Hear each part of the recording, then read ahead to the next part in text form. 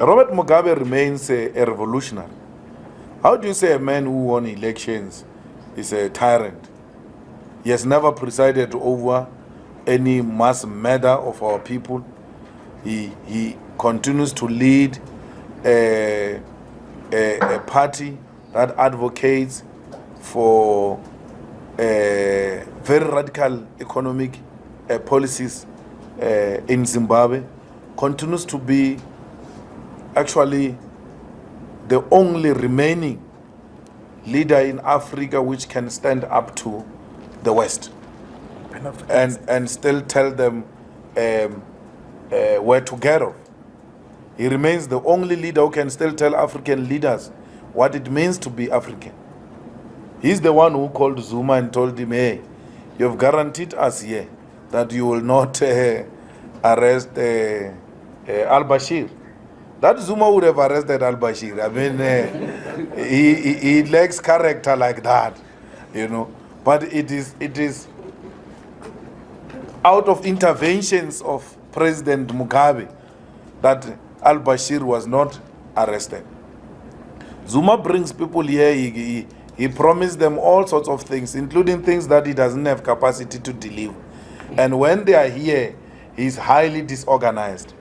And then he ends up undermining our courts here because of lack of capacity, you know. But when he moves around African leaders in AU meetings, he likes playing big and creating an impression that he's in charge of South Africa. And then they arrive here, he embarrasses all of them like that.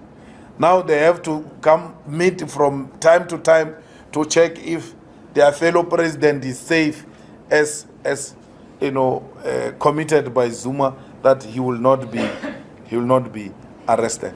He's the only one who continues to hold the whole of Africa together and still pushes for African agenda. No one after Gaddafi, no one pushes in the manner in which President Mugabe is doing. We may not agree with him on this or that issue, but from a broader perspective, he's the man that represents the kind of Africa we want. Africa where Africans own their land, Africa where Africans own their economy, Africa where Africa is treated as an equal partner in international economy and international politics. Africa where its resources will benefit the children of the continent. He's the only one that speaks that language without an apology. And that's why everywhere he goes, President Mugabe is celebrated by Africans. Because the rest of them, they are scared of imperialist forces. The rest of them, they are scared of the IMF and the World Bank. President Mugabe is the only leader that knows that for the real change to come, Africans will have to go through the necessary pain. Exactly what the Zimbabweans are going through now. We don't see what is happening in Zimbabwe as anarchy. We don't blame it on President Mugabe, we blame it on capital. That because they disagree with him politically, they use their economic muscle to punish the people of Zimbabwe. So, capital is to be blamed for Zimbabwean situation. Let them go in, let them go and invest and see if indeed that policy will not work. Not withhold back and withdraw breads from the shelves in an attempt to put pressure on the people of Zimbabwe so that they can remove President Mugabe. They use their economic muscle to effect a regime change in Zimbabwe. Let Zimbabweans choose who they want. They've chosen him. He is their president. For how many times? I don't care. I don't care if a president in Africa goes for third term or for the fourth term, but not in South Africa. They can do it everywhere else if they want to do it. It's their choice. Let people make their own choice. Your definition of democracy on the basis of what is acceptable in Western Africa is wrong. That democracy means a president must serve 2 terms. If it works for Namibia, let it be. If it works for Nigeria, let it be. If it's not working for Zimbabwe, let the Zimbabweans make that choice. No one should impose himself on Zimbabweans. It won't work here in South Africa. Here is 2 terms and go home. So the 3rd term will not work in South Africa. But if a 3rd term works in Zimbabwe, the 3rd term, 4th term works in Zimbabwe, don't say it won't work in Zimbabwe when the people of Zimbabwe say we're good with it. How and when did they say that? They said that when they amended the constitution through a referendum. They had referendums in Zimbabwe. They had referendums, they won that the president can go on. So only now if they are limiting the term of office, it's their call. What you make of your own country, it's your decision. But in South Africa, 3rd term will never work.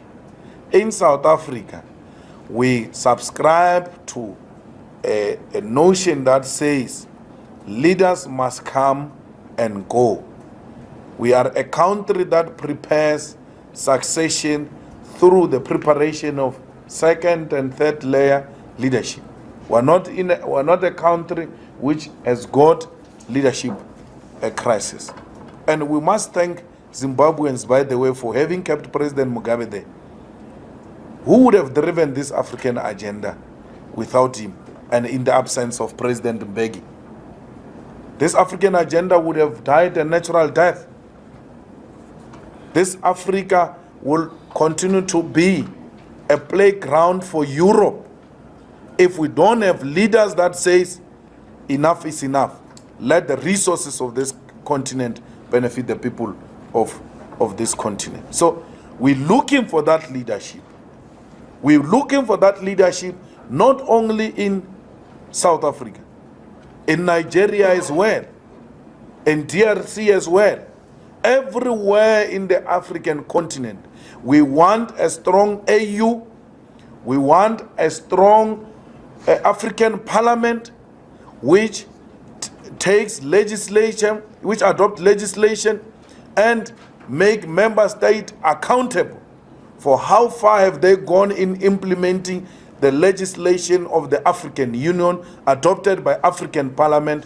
We want African Union with a strong judicial arm which will hold the whole of Africa accountable for crimes committed by African leaders amongst others.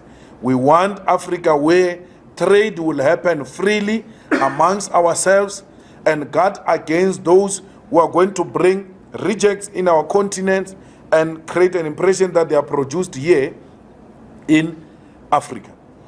We want Africa that will one day have one currency and one day that will have one president and one government which will preside over this continent. Because in any way, we are one. These borders of Africa were imposed on us by colonizers. We're looking for a leader who's going to lead us to that dream where there will be one Africa. That's what we're looking for. Thank you very much.